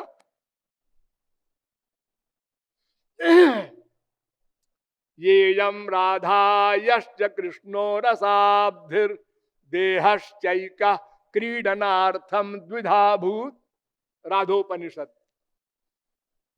ये जो राधा है वही श्री कृष्ण है, जो श्री कृष्ण है वही राधा है, एक देह है। लीला के लिए दो बन गए हैं, एक ही पर्सनैलिटी दो बन गई है। जैसे महाराष्ट्र में करोड़ों श्री कृष्ण बन गए थे, सब पुरुष पुरुष बने थे। द्वारिका में 16,108 स्त्रियों से ब्याह करते समय 16,108 बन गए थे, अलग अलग शरीर, एक ही अलग अलग शरीर वाले, प्राभव देह कहते हैं उसको। तो इसी प्रकार स आत्मानम द्विधा करो, अर्धेन स्त्री अर्धेन पुरुषा सुबाल श्रुति, वेद कह रहा है। स्वयं भगवान श्री कृष्ण ही दो बन गए।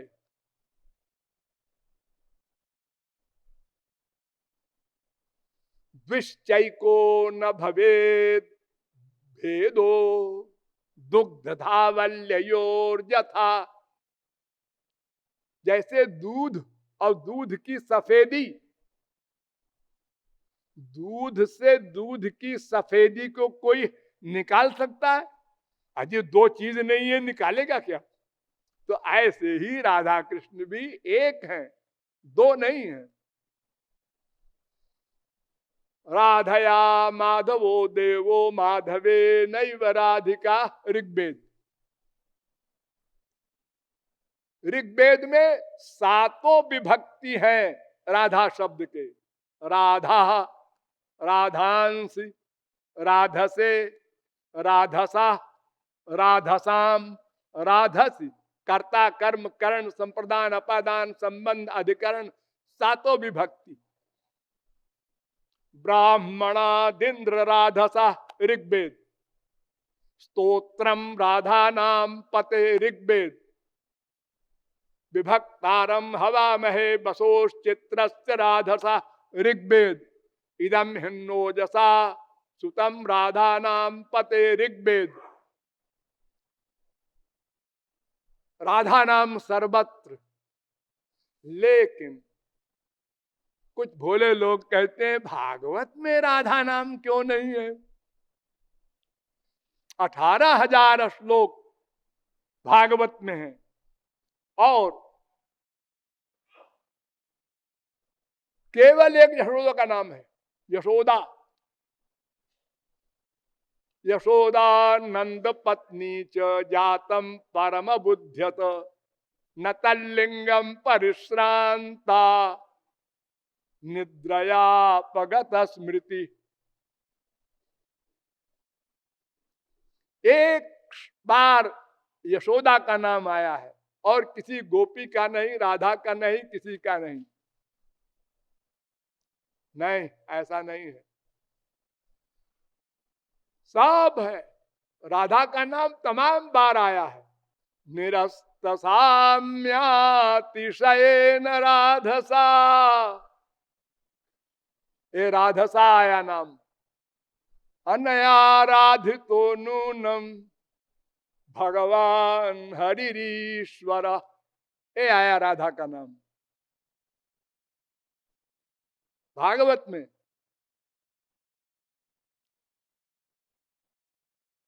और राधा का जो पर्यायवाची शब्द है वो है गोपी, रमा। ये राधा के पर्यायवाची शब्द हैं। योग माया, ये सब शब्द आए हैं तमाम भागवत में। याम गोपी मनयत कृष्णो विहायान्या स्त्रियो बने, ये गोपी शब्द आया है। जब राधा को लेकर श्री कृष्ण गायब हो गए थे महाराज से, तो उस समय का है कि याम गोपी मनयत, जिस गोपी को श्री कृष्ण ले गए, और उसी के लिए कहा गया अनयाराधितो नूनम।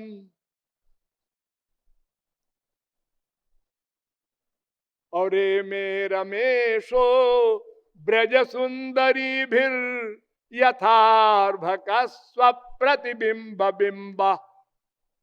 जैसे बच्चा अपनी परछाई से खेलता है, ऐसे श्री कृष्ण ने अपनी ही स्वरूप भूता गोपियों से रास किया। तो क्यों जी ये रमेश शब्द आया यहां पर? तो क्या विष्णु भगवान आए थे रास करने? नारायण तो अवतार लेते ही नहीं है। तो रमा के ईश हैं, तो रमा शब्द राधा के लिए आया है, क्योंकि उनका पर्यायवाची भी है। हे नाथ हे रमानाथ, फिर आया रमा शब्द। विज्ञाय संदेश हरम रमापते, फिर आया रमा शब्द। तो जैसे गोपी शब्द है, रमा शब्द है, योग माया शब्द है, भगवान पिता रात्रि शरदोत्फुल्ल मल्लिका वीक्षरंतुम मनश्चक्रे योग माया मुपाश्रिता। 10वें स्कंद के 29वें अध्याय का पहला श्लोक, योग माया शब्द आया यहां।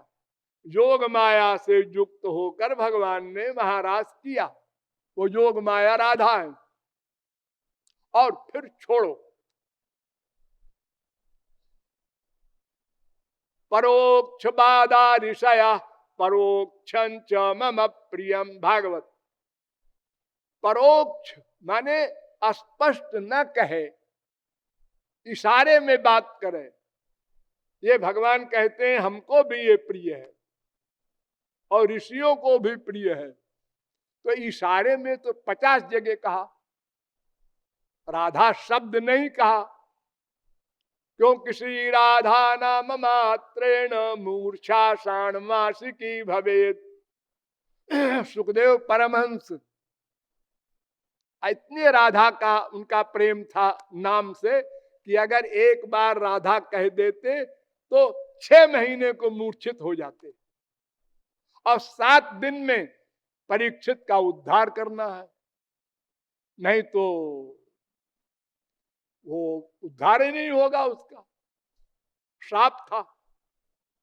इसलिए राधा नाम नहीं कहा। और फिर यथा प्रियंगु पत्रेषु गूढ़मारुण्य मिष्यते श्रीमद् भागवते शास्त्रे राधिका तत्वमीदृशम। जैसे मेहंदी होती है, मेहंदी हरी हरी, पत्ता हरा हरा, और लगाने से लाल लाल रंग देती है, वो है तो हरी। ऐसे ही गुप्त रूप से राधा नाम 25 जगह आया है भागवत में। इसलिए बुद्धिमान लोग ऐसी शंका नहीं करते। और फिर छोड़ो, इसको भी छोड़ो। यथा राधा प्रिया विष्णु पद्म पुराण, ये भी तो वेद व्यास ने बनाया है, उसमें राधा नाम आया। राधा वृंदावने बने मत्स्य पुराण, इसमें तो राधा नाम आया। तत्राति राधिका शाश्वत आदि पुराण, इसमें तो राधा का नाम आया। तो उन्हीं वेद व्यास के ग्रंथों में और ग्रंथों में राधा का नाम आया। आदौ राधाम समुच्चार्य पश्चात कृष्णम परात परम, ये राधा का नाम आया। ब्रह्म वैवर्त पुराण। राधनोति सकलान कामान तस्मात राधा प्रकीर्तिता, ये राधा का नाम आया। देवी भागवत पुराण। तो तमाम ग्रंथों में राधा शब्द आया है, इसलिए ये बीमारी दिमाग से निकाल देनी चाहिए। या कृष्ण सापि राधा च या राधा कृष्ण एव सा। नारद पांचरात्र हरे अर्ध तनु राधा राधिकार्ध तनु हरि। नारद पांचरात्र ये सबसे पुराना ग्रंथ है। तो राधा तत्व अनाद्यनंत है और श्री कृष्ण ही राधा बने। इसलिए जो जो परिभाषा श्री कृष्ण के लिए लागू होती है वही सब परिभाषा राधा के लिए भी लागू होगी। जैसे राधा प्रकट हुई थी मां के पेट में, जैसे हम लोग मां के पेट में आए और शरीर बना 9 महीने में, ऐसा नहीं हुआ। अयोनि संभवा राधा ब्रह्मवैवर्त पुराण। अयोनि संभवा देवी वायु गर्भा कलावती सुषाव मायया वायुम सा तत्राविर्बभूव। गर्ग संहिता। क्या मतलब? मां के हृदय में किशोरी जी राधा जी बैठ गई, हृदय में, मन में, पेट में नहीं गई। और वायु भरती गई किशोरी जी मां के पेट में। जैसे 1 महीने में जो फीलिंग होती है मां को, 2 महीने में, 4 महीने में, 6 महीने में, वैसे पेट बढ़ता भी गया। सब वही लक्षण होते गए जैसे संसारी मां के होते हैं। लेकिन मां के पेट में गई नहीं, वो प्रकट हो गई। आविर्बभूव अयोनि संभवा। मां के पेट से नहीं निकली। जैसे भगवान का शरीर दिव्य चिन्मय, ऐसे राधा जी का भी शरीर दिव्य चिन्मय। यथा कृष्ण स्वरूपश्च, प्रकृति से परे उसी प्रकार का राधा का स्वरूप है। आवयोर भेद बुद्धिम जा,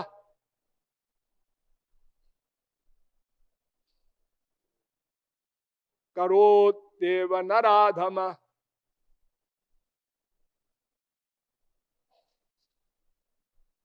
तस्य वासो वासः काल सूत्रे यावत् चंद्र दिवाकरौ। ब्रह्मवैवर्त पुराण। ध्यान दो, राधा कृष्ण में जो छोटे बड़े की बुद्धि अपनी खोपड़ी में लाएगा, तो श्री कृष्ण कह रहे हैं कि मैं उसको काल सूत्र नामक नरक में तब तक के लिए डाल दूंगा जब तक चंद्रमा और सूरज की लाइफ है। काल सूत्र एक नरक का नाम है। इसलिए भेद बुद्धि कभी नहीं लाना है। जब दो है ही नहीं तो भेद बुद्धि कैसी? लीला में ये बात अलग है कि हम राधा को अधिक महत्व देते हैं, लीला में, फैक्ट में नहीं। कृष्णादप्यधिकम प्रेम राधिकायाम प्रकुर्वतीम। पद्म पुराण। श्री कृष्ण से भी अधिक पक्षपात राधा के प्रति होता है रसिकों का। लेकिन वो रसिक लोग जानते हैं ये एक ही दो बने, वो भेद बुद्धि नहीं है, एक ही दो बने हैं, ये बुद्धि में उनके है। लीला के लिए दो बने हैं। अब जब लीला की बात आती है तब फिर किशोरी जी का महत्व बढ़ जाता है। ठाकुर जी को तो बहुत सारे काम है, राक्षसों को भी मारना है, ये भी करना है, वो भी करना है, और किशोरी जी को कुछ नहीं, प्रेम दान करना है। तो देखो हमारे संसारी बच्चे भी माँ के प्रति अधिक आकृष्ट होते हैं, क्योंकि बाप तो डांट फटकार भी लगा देता है और माँ तो बड़े सरल स्वभाव की होती है, ये भावना सबकी होती है अपनी माँ के प्रति। तो ऐसे ही किशोरी जी के प्रति अधिक ममता होना स्वाभाविक है। तुलसीदास जी ने 1000 बार कहा, हे राम दया करो, हे राम। नहीं सुना राम ने। उन्होंने कहा ठीक है। तब मां से कहा, सीता से, कबहू का अम्ब अवसर पाई, मोरिहू सुधि द्याई भी, कछु करुण कथा चलाए। मां मूड देख करके राम का मेरी याद दिला देना उनको। तो सुनत राम कृपालु के, मोह बिगड़ी वो बन जाए।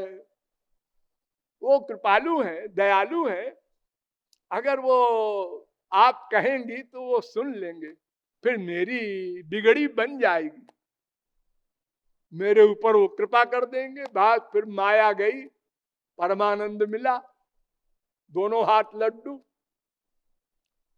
तो इस प्रकार राधा के प्रति रसिकों का आकर्षण अधिक है, लेकिन ये जान रहे हैं कि श्री कृष्ण ही राधा बन गए हैं अथवा राधा ही श्री कृष्ण बन गई हैं। ममैव पौरुषम रूपम गोपिका जन मोहनम, राधिका जी कह रही हैं ब्रह्म वैवर्त पुराण। मेरा ही स्वरूप है श्री कृष्ण का, मैं ही श्री कृष्ण बनती हूं, मैं श्री कृष्ण बनती हूं। और संप्रदायों में भी थोड़ा थोड़ा अंतर है। वल्लभाचार्य कहते हैं राधा स्वयं ब्रह्म है और राधा कृष्ण में अभेद है, कोई भेद नहीं। और रामानुजाचार्य और माध्वाचार्य तो लक्ष्मी नारायण के उपासक हैं, उनका तो राधा से कोई मतलब नहीं है। अब बचे निम्बारकाचार्य और गौरांग महाप्रभु। तो निम्बारकाचार्य कहते हैं कि राधा लादिनी शक्ति है श्री कृष्ण की, इसलिए भेद भी है अभेद भी है। और यही बात गौरांग महाप्रभु कहते हैं कि राधिका महाभाव स्वरूपा है और लादिनी शक्ति है और पराशक्ति है। ये 3 प्रकार की बातें उनकी संप्रदाय में कही गई। जीव गोस्वामी, सनातन गोस्वामी सब अलग अलग ढंग से बोले, लेकिन सबका मतलब वही, दोनों एक है। शक्ति शक्तिमान में भेद भी है अभेद भी है। कृष्ण के आह्लादे ताते लादिनी, श्री कृष्ण को जो आनंद में निमग्न रखती हैं वो राधा है। देखो भगवान ने इतना गंदा संसार बनाया, अरे बनाया माने प्रकट किया, अनंत जीव अनंत ब्रह्मांड के, और सब जीवों में गंदगी भरी है अंतःकरण में, सत्व गुण रजोगुण तमोगुण। तो सत्व गुण तो कभी कभी आता है ज्यादा, तो रजोगुण और आमतौर से तो तमोगुण। जरा सा एक वाक्य बोल दो, तुमको अकल नहीं है, आगे आ गया क्रोध एक वाक्य पर। काका गाघा है ये तो वाक्य, और क्या है। एक वाक्य पर वो फील करता रहा सालों और पागल हो गया। ये पागल कैसे हुए आप जी? अजी वो ऐसा है कि हमारी बीबी ने हमको ऐसा कह दिया, तो फिर मैंने सोचना शुरू किया क्यों कहा, तो फिर क्या हुआ, फिर मैं पागल हो गया। अरे तो वो शब्द ही तो है, कोई किसी से क्या कहेगा, तुम कामी हो, क्रोधी हो, लोभी हो, मोही हो, ईर्ष्यालु हो, यही तो बोलेगा। हाँ तो सब कुछ तो हो, क्या नहीं हो बताओ हमको।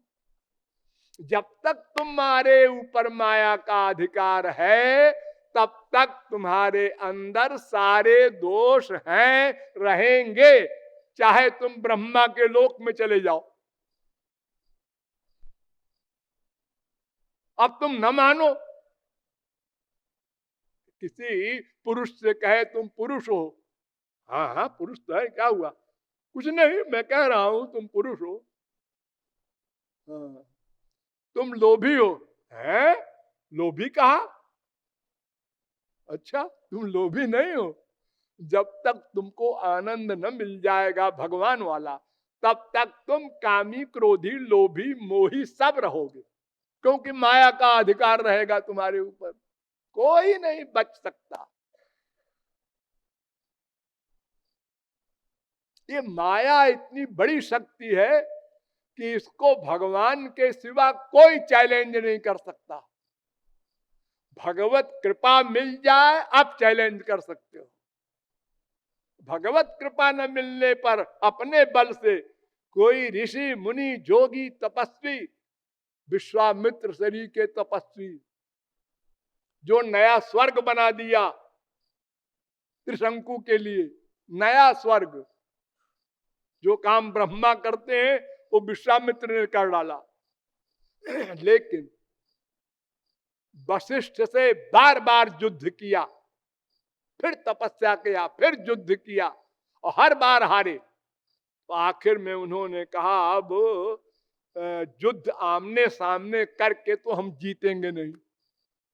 तो फरसा लिया और वशिष्ठ के आश्रम के पीछे दीवार के बैठ गए कि आज ये सो जाए तो मैं मर्डर कर दूं इसका, क्योंकि बार बार हार गए तो खिसिया गए। अचानक रात को अपनी बीबी के साथ लेटे थे वशिष्ठ जी अरुंधति के साथ। अरुंधति ने पूछा कि पति देव, इस समय दुनिया में सबसे बड़ा तपस्वी कौन है? तो उन्होंने कहा सबसे बड़ा तपस्वी विश्वामित्र है, लेकिन क्रोध करता है, वो दोष बड़ा भारी है उसका। ये सुन लिया विश्वामित्र ने। उन्होंने कहा अरे मेरे परोक्ष में मेरा दुश्मन मेरी तारीफ कर रहा है अपनी श्रीमती से। बस परिवर्तन हो गया और फरसा लेकर बाहर आए, गेट पर खटखटाया। वशिष्ठ ने खोला और इतनी रात को आप कैसे आए? ये हाथ में फरसा? हाँ महाराज, आप ही को मारने को आए थे।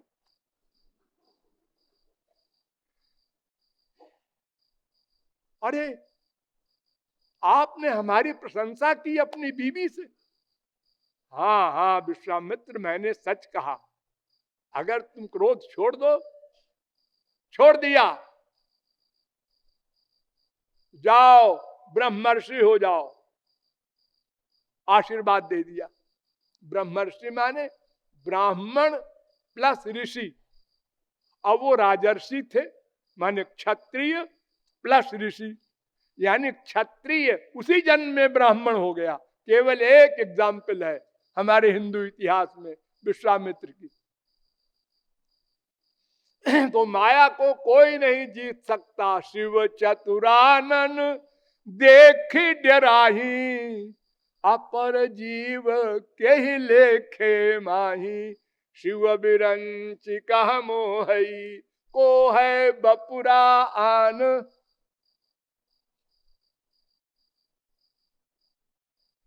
यह केवल राधा कृष्ण की भक्ति से ही माया जाएगी। एक इलाज है और कोई इलाज नहीं। ये विषय लंबा चौड़ा है, इसलिए अब इसको आगे नहीं बढ़ाएंगे। बस इतना समझ लीजिए, राधा कृष्ण एक हैं, चाहे श्री कृष्ण कहो उनको, चाहे राधा कहो उनको। और अगर श्री कृष्ण की ही भक्ति करो तो राधा को उन्हीं के अंदर समा दो, अगर राधा की ही भक्ति करो तो श्री कृष्ण को उनके अंदर समाहित कर दो। भेद बुद्धि न होने पाए और चाहे दोनों की भक्ति करो, क्योंकि लीला का चिंतन करने में दोनों को लाना ही पड़ेगा और वही सर्वश्रेष्ठ साधना है। राधा कृष्ण दोनों की जो लीलाएं हुई हैं हमारे इसी ब्रज में, उन लीलाओं का चिंतन करते समय ध्यान रखो कि एक ही दो बने हैं। और उपासना का जो रूप है वो तो बहुत बार आप लोगों को समझाया गया है कि रोकर, आंसू बहाकर, बिना किसी कामना के, यानी कुछ मांगना नहीं है, देना है उनको, उनको सुख देना है, उनके सुख में सुखी होना है। ऐसी निष्काम भावना से उनका नाम गाओ, गुण गाओ, लीला गाओ, रूप ध्यान अवश्य करो। रूप ध्यान के बिना उपासना उपासना नहीं है। बहुजन्म करे यदि श्रवण कीर्तन, तभु ना पाए कृष्ण पदे प्रेम धन। बिना रूप ध्यान के वो सासंग भक्ति नहीं होगी, अनासंग होगी, उसका कोई खास फल नहीं है। नथिंग से समथिंग अच्छा होता है। गधा गधा कहने के स्थान पर राधा राधा कहो, अच्छा है। और राधा नाम का महत्व है ऐसा कि विष्णु चक्रधरा प्रयाति पूर्वता, चक्र धारण करने वाले विष्णु राधा नाम लेने वाले के आगे आगे चलते हैं, आगे आगे। विष्णु चक्रधरा प्रयाति पूर्वता, शूली शिवा पृष्ठता, और पीछे पीछे भगवान शंकर त्रिशूल लेकर चलते हैं। विष्णु चक्रधरा प्रयाति पुरता, शूली शिवा पृष्ठता, और बामे, बाएं तरफ, बामे पाशधरा प्रयाति वरुणो, और वरुण अपने नागपाश को लेकर बाएं तरफ से चलते हैं। और वज्री हरिर दक्षिणे, और इंद्र अपना वज्र लेकर के दाहिने तरफ चलता है। तो स्वच्छंदम ब्रजतो जनस्य गृणतो राधेति नामाक्षरम, नृत्यंत्यप्सरसा प्रसून निचयान, वर्षन्ति देव्यो मुदा। जो आनंद में निमग्न होकर किशोरी जी का ध्यान करते हुए राधे नाम लेकर चलता है, वो कुछ सोचे ना अपने लिए, ये सब रक्षा करेंगे उसकी चारों ओर से। इतनी महत्ता है राधे नाम में। रसिकों ने तो कहा है कि परम धन राधे नाम आधार, जाहि श्याम मुरली महटे रत, सुमिरत बारंबार परम धन राधे नाम आधार। कोटिन रूप धरे नंद नंदन, ताऊ न पायो पार परम धन राधे नाम आधार। ऐसा राधे नाम है, दोनों को एक मानकर, दोनों को साथ साथ रखकर और किशोरी जी में विशेष झुकाव रखकर राधा कृष्ण की उपासना करना है। सर्वत्र सर्वदा उनको अपने साथ रियलाइज करना है, वो हमारे साथ हैं। कितनी बार मैंने आप लोगों को समझाया है, लेकिन एक भी व्यक्ति हमारी बात नहीं मान रहा है। किशोरी जी के धाम में बैठकर भी आप तुरंत भूल जाते हैं। ये नहीं आप रियलाइज करते वो मेरे साथ हैं, वो मेरे साथ हैं। धाम में तो स्वरूप उनका है ही है, नरक में भी सदा वो साथ हैं। ऐसी फीलिंग बनाकर अभ्यास करने से अंतःकरण की शुद्धि होगी, तब गुरु के द्वारा स्वरूप शक्ति दान होगा, उससे अंतःकरण आदि सब दिव्य होंगे, तब माया निवृत्ति और परमानंद प्राप्ति, भगवत प्राप्ति सब करतलगत हो जाएगा और जीव सदा के लिए सदा पश्यंत सूरय तद विष्णु परमम पदम माला माल हो जाएगा। शेष फिर कभी। बोलिए राधा रानी की, राधा रानी की, राधा रानी की।